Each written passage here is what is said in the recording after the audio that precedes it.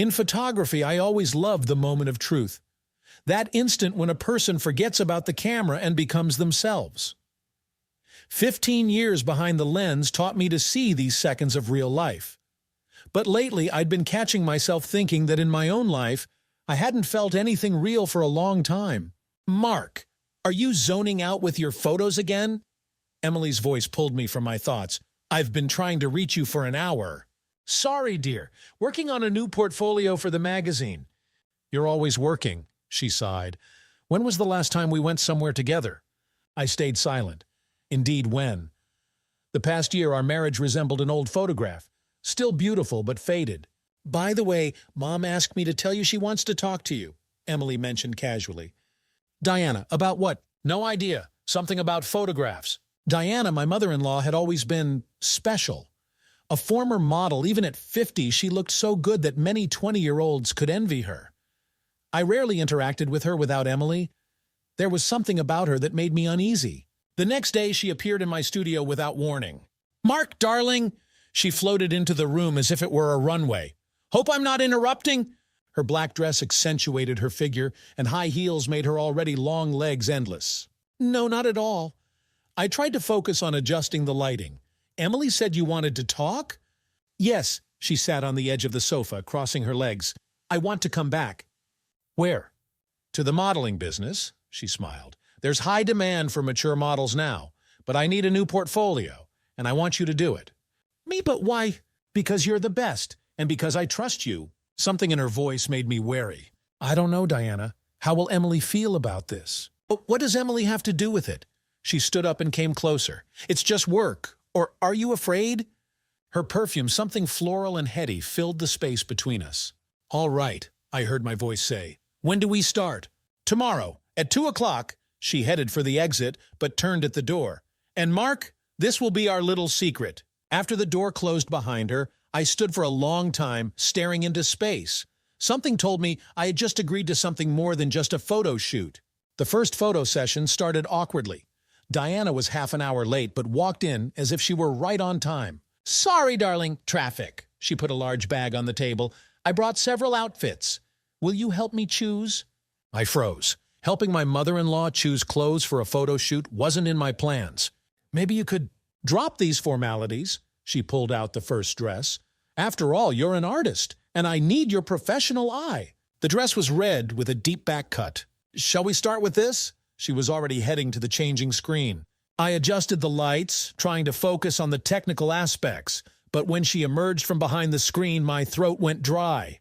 Well? She slowly turned around. Good. I raised the camera, trying to hide behind it. Please stand by the window. The shoot proceeded as planned. Diana clearly hadn't forgotten how to work in front of the camera. Every turn of her head, every look was honed by years of experience. You know, she said between outfit changes, I miss this, the flashes, the adrenaline of shooting. Why did you leave the profession? Got married, had Emily. That's what was expected, she smirked bitterly. Then one day I woke up and realized I'd lost myself. There was something so familiar in her voice. I sometimes woke up with that same feeling. It's different now, she continued, putting on the next outfit, a sea green silk dress. A woman can be whatever she wants, even at my age. You look beautiful. Really? She came closer, adjusting a strap. Don't flatter me, Mark. I'm old enough to know the value of compliments. But her eyes said something else. Something dark and alluring swirled in them. We finished late in the evening. I showed her several shots on the camera screen. Divine, she whispered, leaning toward the monitor. Her hair brushed my shoulder. You have a real talent, Mark. It's the model's merit. Then we make a good team, she straightened up. When's the next shoot? Day after tomorrow? Perfect. And Mark, let's keep this between us. I want to surprise Emily. At home, a cold dinner and a note from my wife waited for me. Working late. Don't wait up. I opened the day's shots. Diana looked back at me from the screen. Sensual, magnetic, dangerous. Something tightened inside. I slammed the laptop shut and poured myself whiskey. The third photo session was supposed to be the last, at least that's what we planned. Diana arrived at the studio earlier than usual, while I was still setting up the lights. I brought wine, she pulled out a bottle of red, for inspiration. Diana, I'm working. Come on! She was already opening the bottle. A little wine will only add sensuality to the photos. She handed me a glass and our fingers touched. Goosebumps ran across my skin. To art, she whispered, looking into my eyes. After the second glass, the atmosphere in the studio changed. The air became thick and heavy. Diana chose a black lace dress for the final series. What do you think? She fixed her hair in front of the mirror. Can I still compete with the young ones? You know that perfectly well. I do, but I want to hear it from you. She stood by the window, the setting sun painting her silhouette in gold. I raised the camera, but my hands trembled slightly. Relax, she smiled. Just capture what you feel. I felt too much. Every look, every turn of her head resonated somewhere inside. The camera captured what couldn't be spoken aloud. Come here, she suddenly said. I want to see the shots. I approached, showing her the camera screen. She stood behind me, placing her hands on my shoulders. Amazing. Her breath touched my neck. You see me as I want to be seen. How's that? Desirable. I turned around. Her face was too close. Wine and something else, dark and dangerous, swirled in her eyes. Diana, shh. She traced my lips with her finger. Don't say anything. The first kiss was careful, almost weightless. The second, hungry and demanding. The camera fell onto the couch when her hands slid under my shirt. The world narrowed to touches and sighs. Reality dissolved in the studio's half-light. Her skin smelled of perfume and sin. The lace dress slipped to the floor, revealing a perfect body. Time stopped, leaving only the heat of our bodies and the madness of the moment. We dissolved into each other, forgetting everything in the world. It was like jumping into an abyss, terrifying but impossible to stop. Later, lying on the couch, I watched her smoke by the window, wrapped in a sheet. What are you thinking about? She asked. About what we've done. Do you regret it? I remained silent, and she smiled and started getting dressed. You know what's most interesting about photography? She said at the door. What remains off camera? Our work meetings became our code word. Every Tuesday and Thursday when Emily stayed late at the office, we met either at the studio or at Diana's country house, inventing new pretexts each time. Need to shoot a few more frames for the agency. Have an interesting idea for a new series. Need to discuss contract details. The lies became more sophisticated, while the guilt grew number. What's happening with you? Emily asked one evening over dinner. You seem different. Lots of work, I lied habitually. New projects. Really? Mom says her portfolio has been ready for a while now. I froze with my fork halfway to my mouth. Just got some additional ideas. Of course, she smiled strangely. Mom always has additional ideas. That evening I called Diana. We need to talk. Come over. Her voice was soft as silk.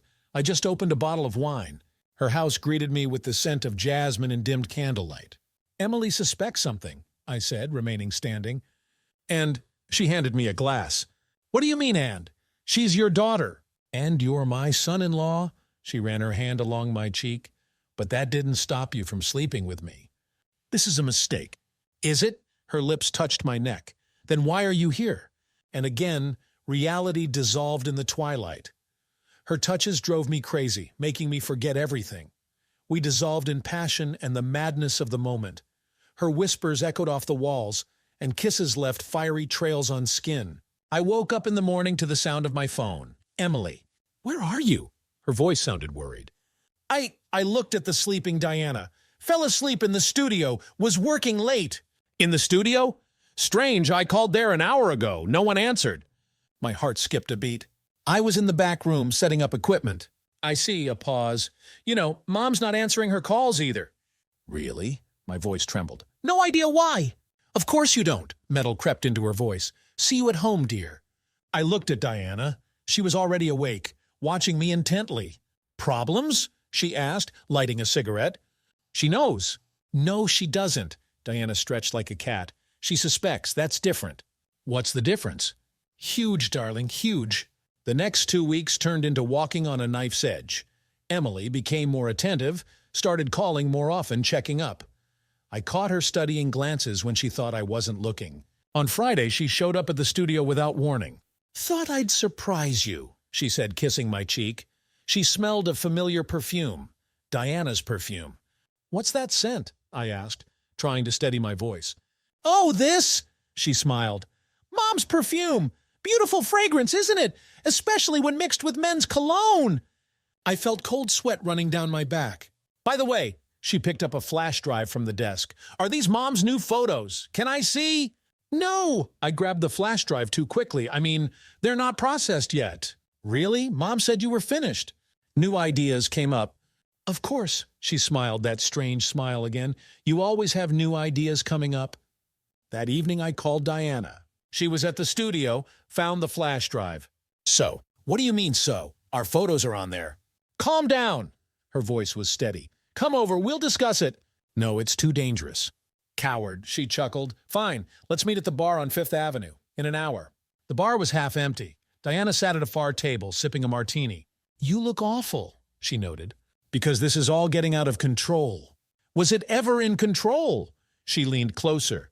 Control is an illusion, Mark, especially when it comes to feelings. What feelings? I laughed bitterly. This is just sex. She raised an eyebrow. Then why do you tremble every time I do this? Her hand slid along my thigh under the table. I recoiled. Not here. Why? Afraid someone will see or afraid of what you're feeling? At that moment, a familiar dress flashed by the bar. Emily. Damn, I whispered. She's here. Diana didn't even turn around. I know, I invited her. What? Time to end this game, darling. She stood up. Sometimes you just need to let everything happen. Emily walked toward our table, and each of her steps pounded in my temples. Time stretched out like a long exposure. Mom? Her voice was surprisingly calm. Mark, what an unexpected meeting. Will you join us, dear? Diana smiled like a cat that caught a mouse.